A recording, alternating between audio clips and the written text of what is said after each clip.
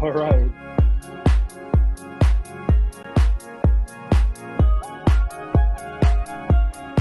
All right, folks, welcome to another episode of the Schuppi ElPro Delegate Happy Hour.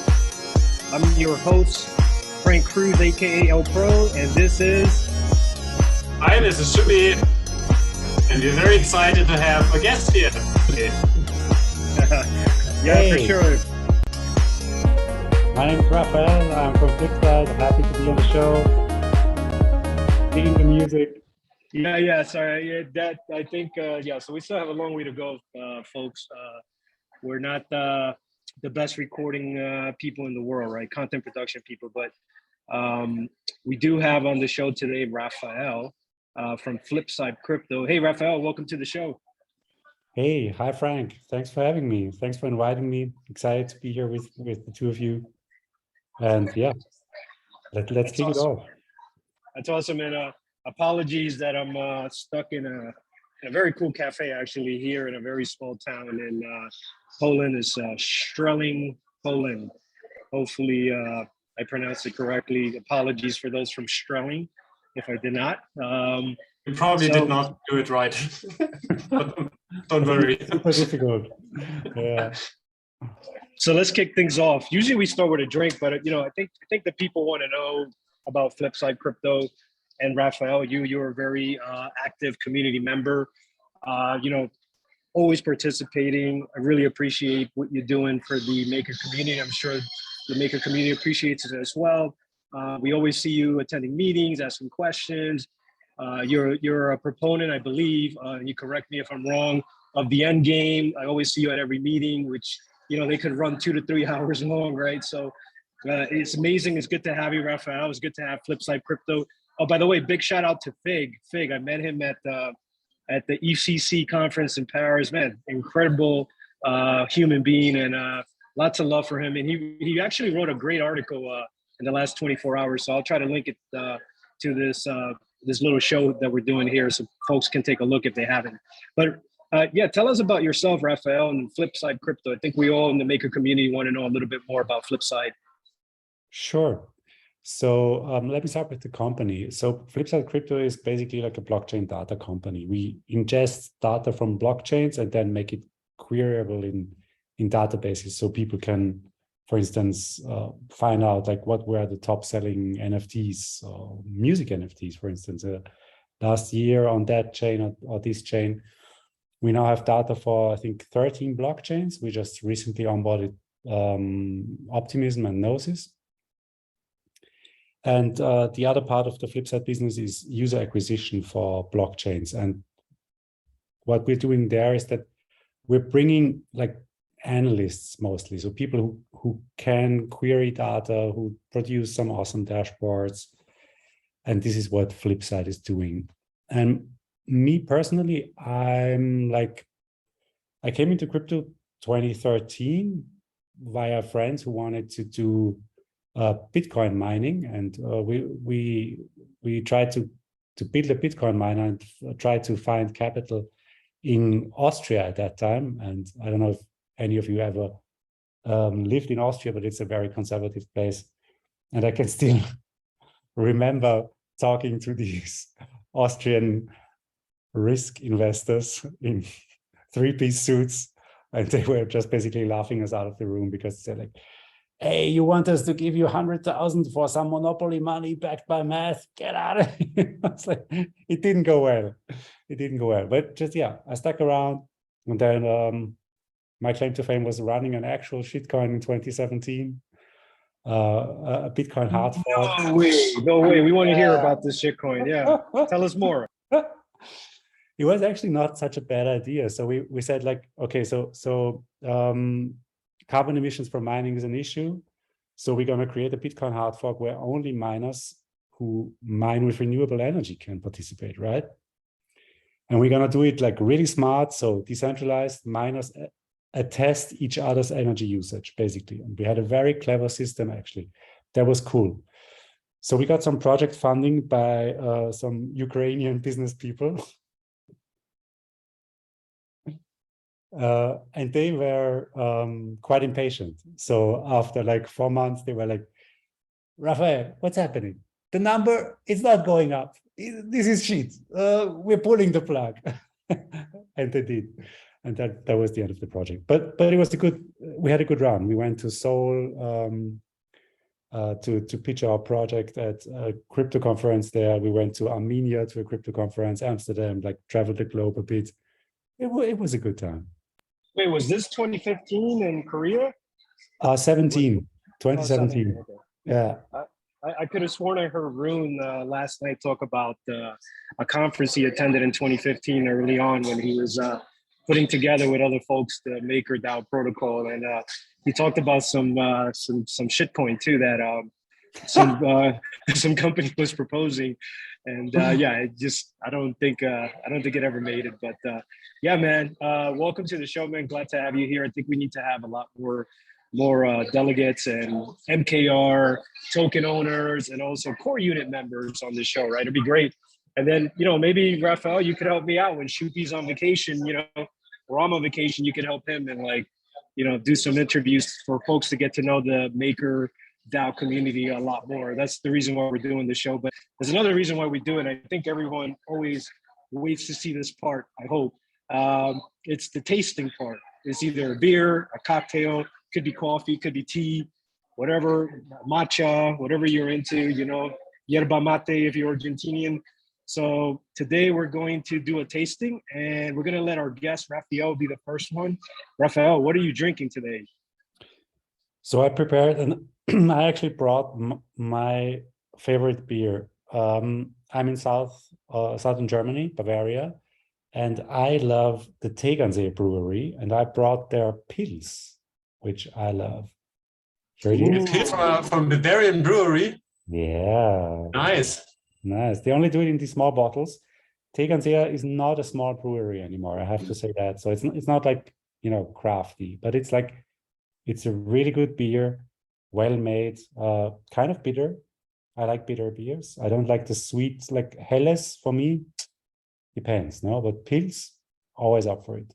Here it is. That's interesting. All right, let's give it a taste and see what you think.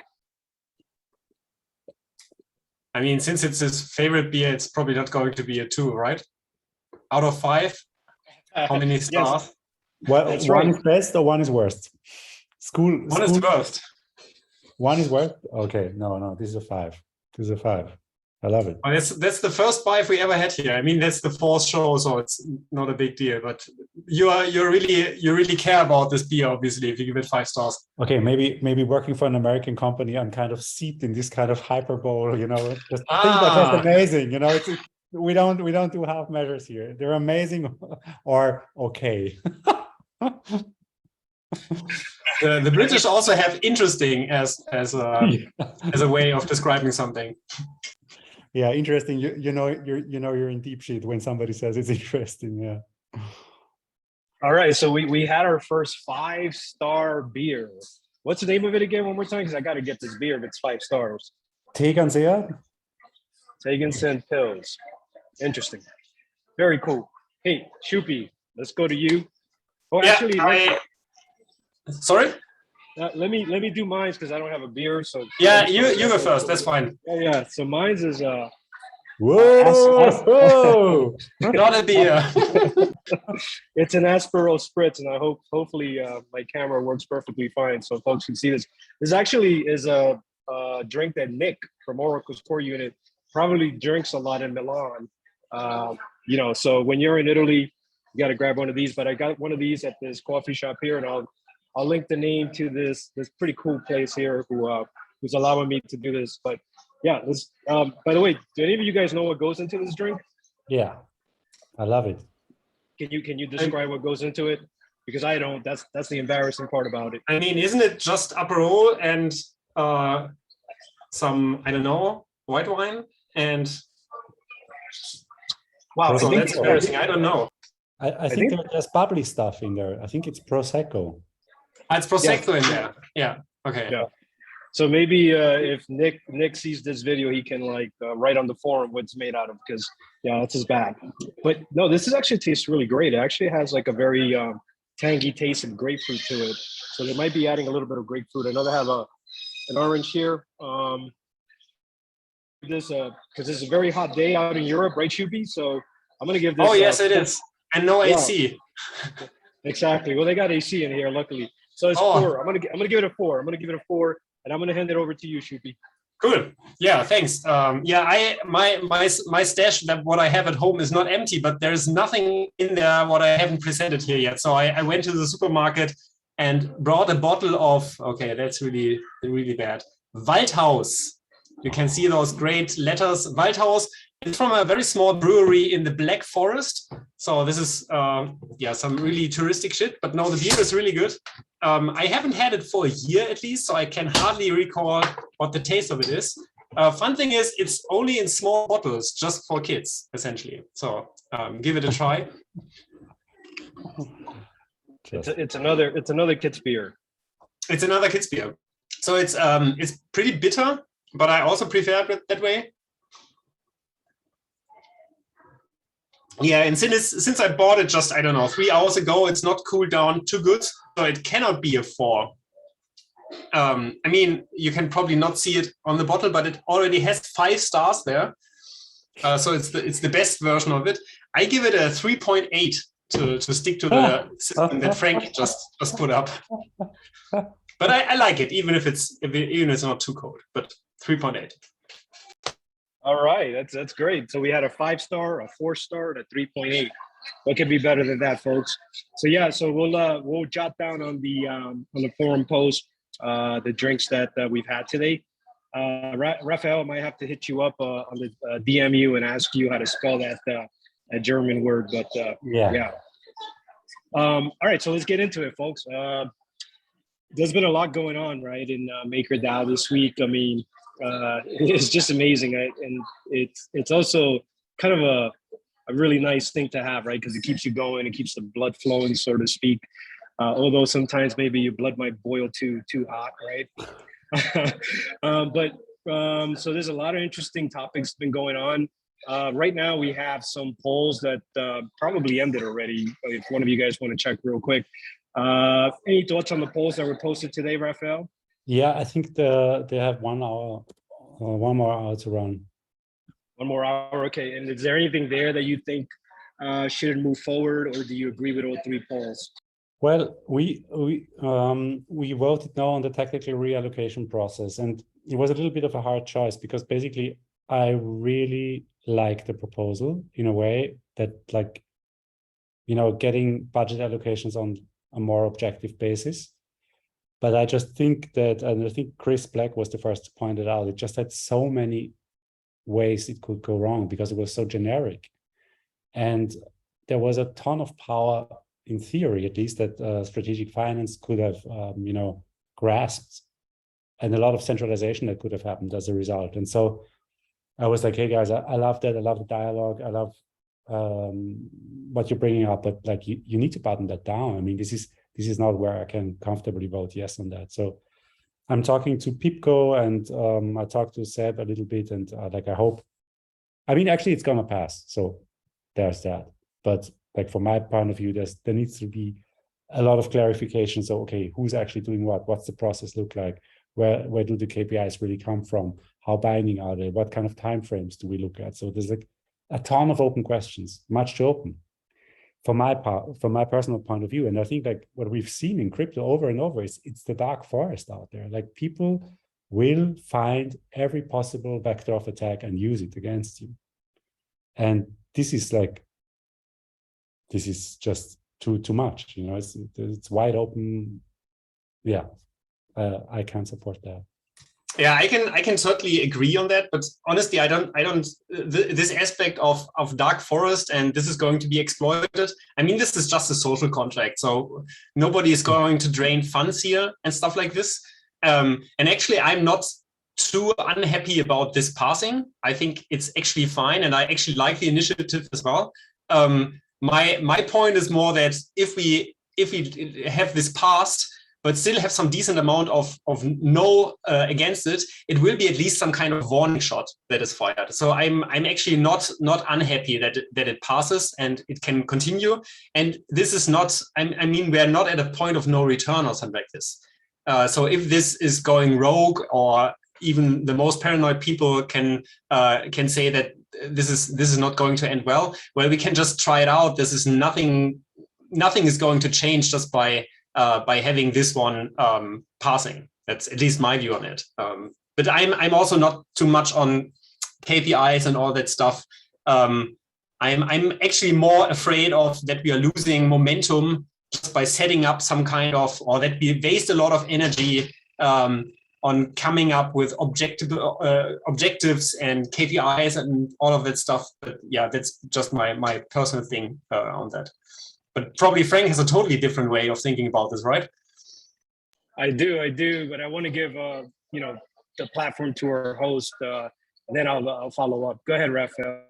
Yeah, so going back to Frank point out, I could do a rebuttal, and I agree to most what you said, Shuppi. I'm not so sure that nothing can go wrong, because in a way, it's setting up a process, right? And the process has been voted on.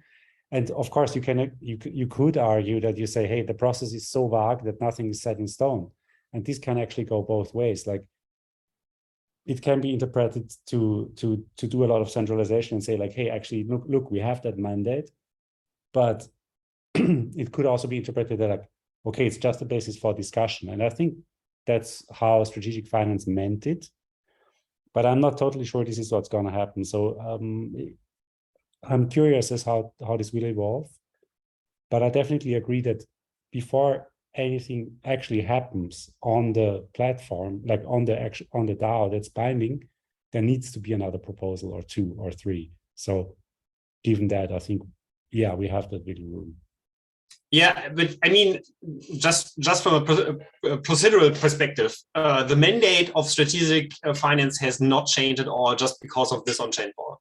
So if we really want to change the mandate, and this is where people are afraid of, right? Then the core unit, so essentially MIP39 needs to be amended or changed. And this hasn't happened. So I'm actually not afraid. I don't think anything really can go wrong beside people being pissed off and stuff like this. But yeah, there are different vectors of attack on that anyway. We have seen one this week, I mean, yesterday, something that could fill up another hour. So yeah, just a minor detail. I can imagine what you're talking about, but to be fair to Raphael, Flipside Crypto, let's be fair here, because they are a team, right? I just don't want to put it on Raphael's shoulders. But to be fair to Flipside Crypto, they make a very valid point, right? You definitely have to be careful. You definitely don't want to centralize the decision making.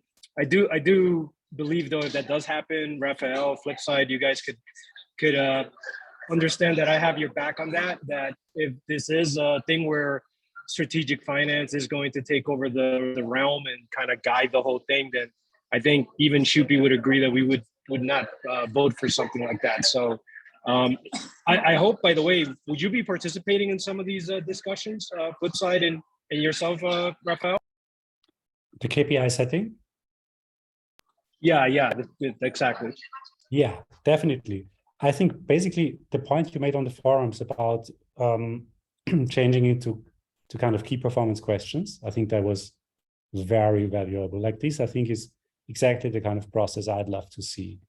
Just because I think, for me, the big problem with the proposal is the way it sees delegates interacting with core units, and then delegates get this kind of almost management function. Where we sit down with the core units and we decide, are those good KPIs or not? But I think actually, I don't see that my role to have that kind of micro level managing of CUs, because CUs already have management. And actually, as a delegate, I think my role is just to decide, okay, is this company doing a good job or not? And if it's not, then let's look for somebody else who's going to fill that role, right? It's more of an oversight thing, just saying, hey guys, look, we're going to lose 10M this year. This is obviously not good. So we need to do something and then come up with something. You know, it's not my point to actually sit down with them and like, yeah, okay. And you have these two, and one of them is getting a kid and he needs 3 weeks of vacation. Can we get that down to 2? You know, it's like, Jesus Christ. I mean, we're not running a company here, right? Yeah, for sure. And I think the entire community would agree with you, right? Like we disagree on a lot of things. I don't mean you and I mean, the entire community. When I say we, right, the community disagrees on many points, and I don't think anybody wants centralization. So at least I hope nobody wants that. So, but let's talk about another poll that's happening right now, which is bridges. Man, bridges. They make a lot of news headlines, right? This week we had this huge hack on the Nomad bridge, which is a bridge that allows you to move funds to the ETHPoW. I believe that's how you pronounce it. It's EVMOS, something like that. And it's pretty much a very interesting, it actually allows you to go to different chains too, including Avalanche, right?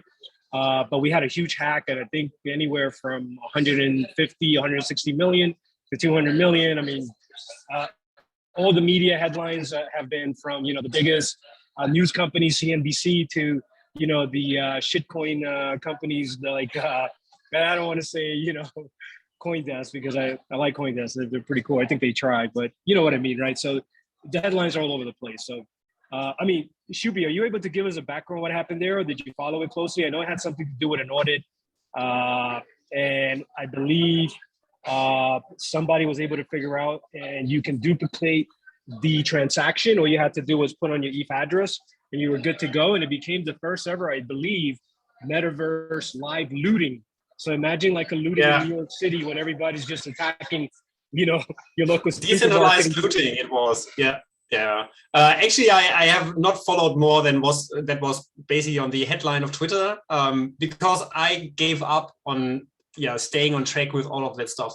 I think, I'm probably super biased here and a maker maxi on that point. So I have actually full trust on the people on the workforce right now to make the proper decisions. And just by listening to people like Brian or Chris Mooney, this gets reinforced. I think, I think it's really good that we have people there that basically keep us in check, that we don't do any scary things. I mean, the current poll that we have right now, this is just a formalism, I'd say. That's, I mean, we already agreed on that we want to do this. This is now about parameters and put it up. Even if this, even if we fail here, what's the debt ceiling there? 1 million? 1 million, yeah. I mean, long term, you can sure have concerns about this, but the whole drama about multi-sigs and whatever, I totally don't get that. I mean, it's good that it's obvious that things are in a different shape than on the Ethereum main chain for sure. But you have to take risks to move ahead. So I don't see any real issue with this poll. Yeah, same. I just want to confirm, like, or echo Shuppi's point. I think it's amazing. I think the debt ceiling is extremely low. It's basically just kind of proof of concept wise, right? So, but then, like, I think we have to think about where's the future of DAI. And I mean, L2s are happening. I don't know if the merge is coming in September and if that changes everything, but I think it probably won't. You know, I think L2s are just going to stay active because they have a user base. Velodrome is kicking ass at the moment on Optimism. We have all these other kind of DeFi stuff where things are really happening. So, and I think just as maker, I want to see DAI to become the predominant stablecoin because I think it has the right spirit. You know, for me, it's like a spiritual thing. It's not. I think USDC really sucks. Like, I don't like it, and I want to see DAI succeed, and not guys like Circle.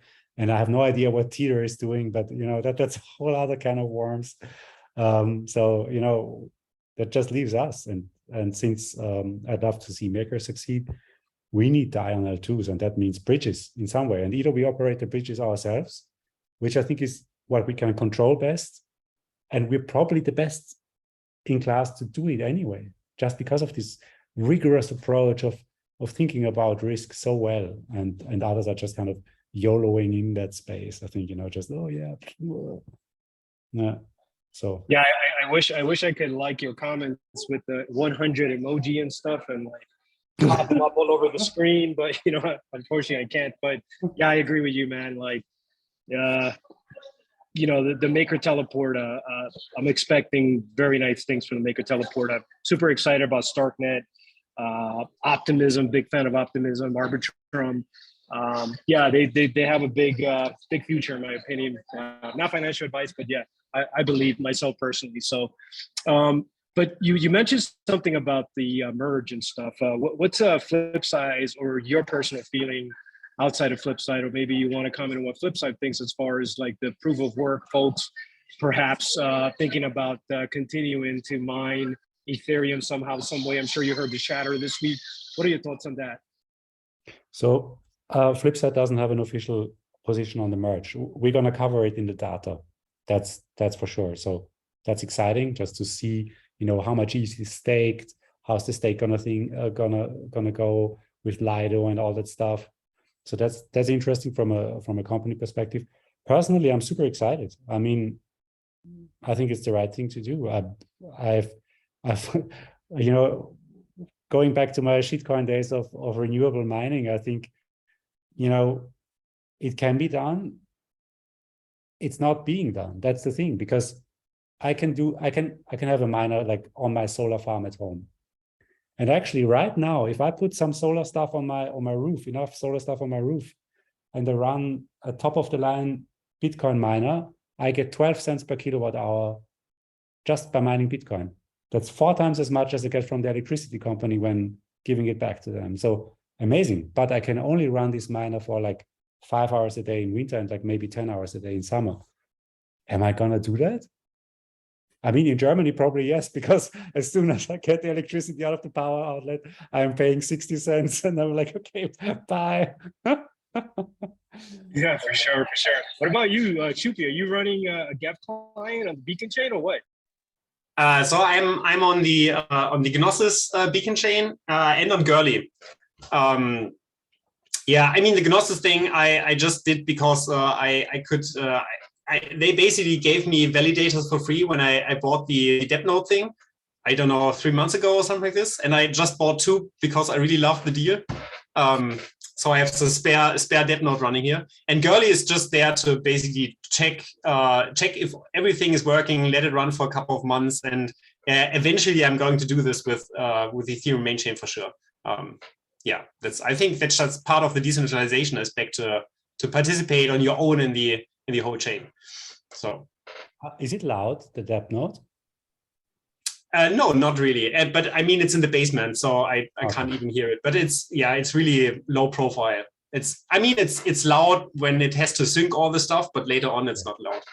Cool. I so wanted to get one, but then we didn't have we traveled around the last half year pretty much, and so I was like, yeah, I mean, I'm just gonna get slashed to hell, so didn't do it. Yeah, I got slashed for a month actually because it was clogging up my local internet, and I was just I didn't find time to fix it, so I just shut it down.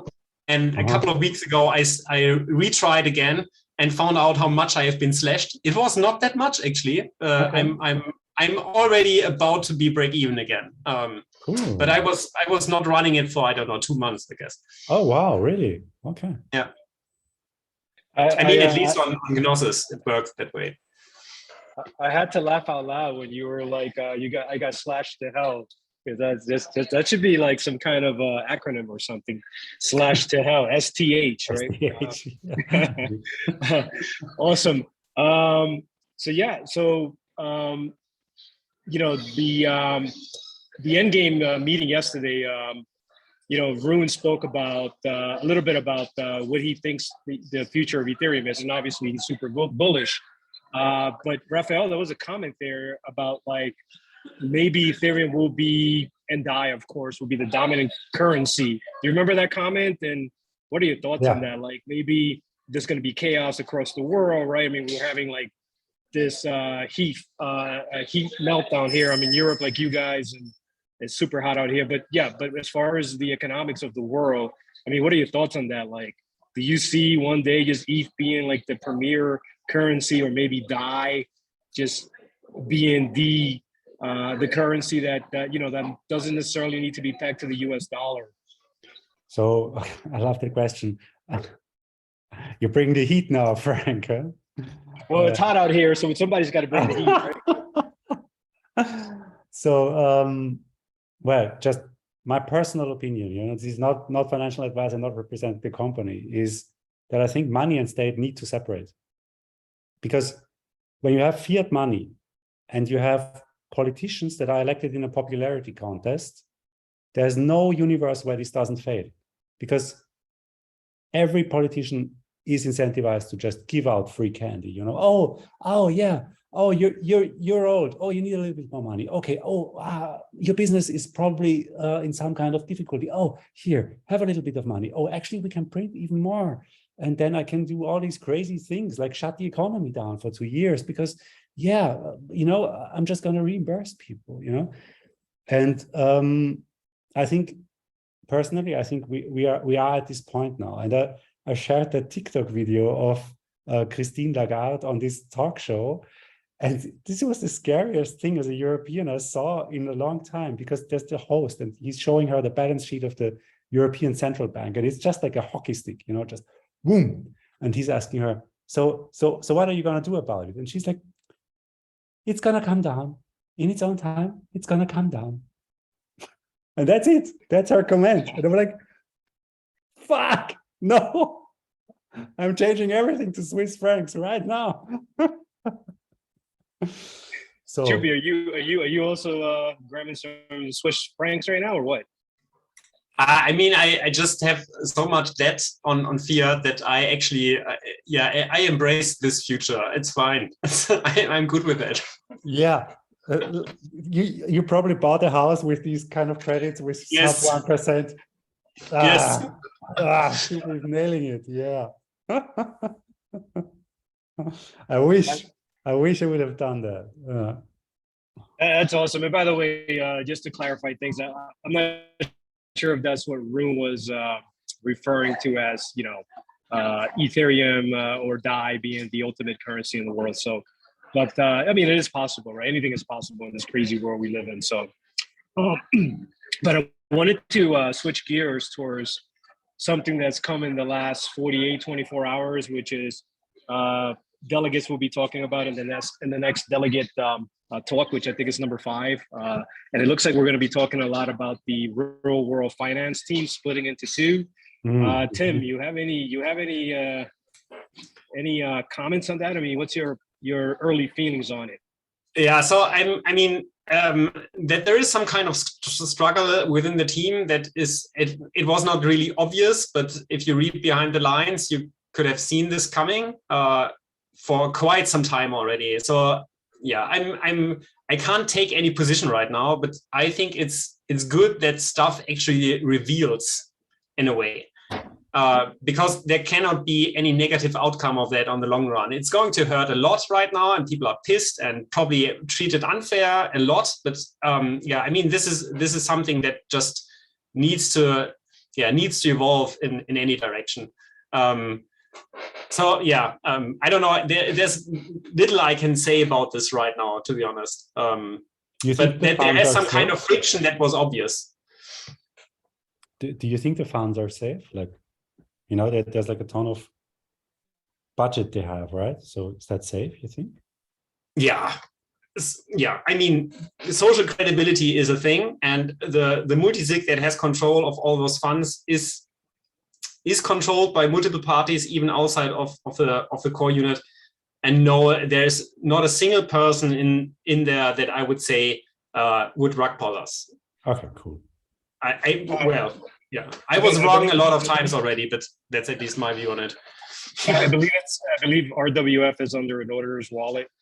So yeah, as Shuppi pointed out, there's a bunch of multi-signers there. So it should be fine. And, I think every single RWF team member that we have, and this is just my opinion, is a very talented individual. They're very opinionated.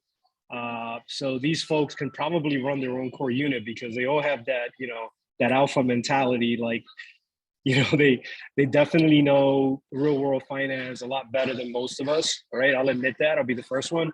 Maybe teams like Flipside or Gauntlet or GFX Labs has other experts working within the team, but my platform, sorry, 3F Delegate, Tim Shuppi, I know you fly solo, so definitely these guys can run circles around us when it comes to real world finance, real world assets. So I don't blame them for being a bit arrogant, but at the same token, sometimes you kind of got to step back, right? Because this is a DAO, and sometimes you have to be humble. And one of the biggest reasons I joined this DAO was because I like to learn, man. I like to learn from people that are a hell of a lot smarter than I am, right? Like I'm looking forward to learning a lot of things from Flipside Crypto, and getting to know what exactly they're doing outside of DAO. That way I can learn and how this ecosystem is going to expand. So with that in mind, Raphael, what are some of the things that Flipside Crypto is working on outside of just DAO governance? I know you mentioned a few of them earlier, but I kind of want to dive in a little bit to give Flipside Crypto a little bit of understanding what you guys do. Yeah. So I think, so why are we even in governance, right? I think that's probably the interesting question to cover here.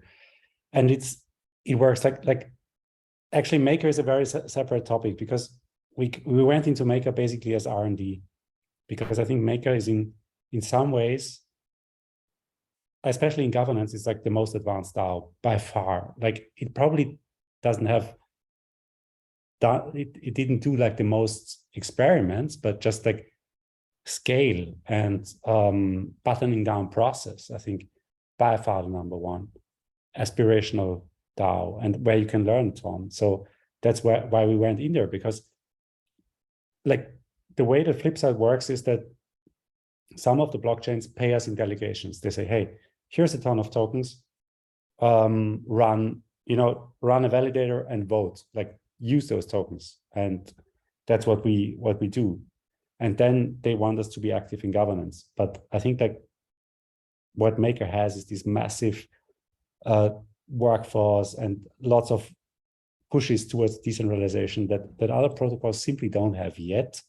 But I think these protocols will have the same types of problems that Maker has in just a year or two later. So it's like, it's amazing for us to gain these kind of insights into how DAOs scale. And for me, that was like when Rune presented the EndGame plan, that was like what really struck me is this, okay, this is really good thinking about how to scale an organization decentrally. And what I love is this kind of analogy of like how a cell splits. I don't know, I think I learned it in biology, that when a cell splits, it's not actually a very peaceful process. It's like the cell grows, but at the same time, there's this limit to growth, and it struggles against this limit. And then the limit actually pulls tighter and tighter and tighter and tighter until there's two cells. And of course, the two cells are identical. And so this is where the analogy breaks.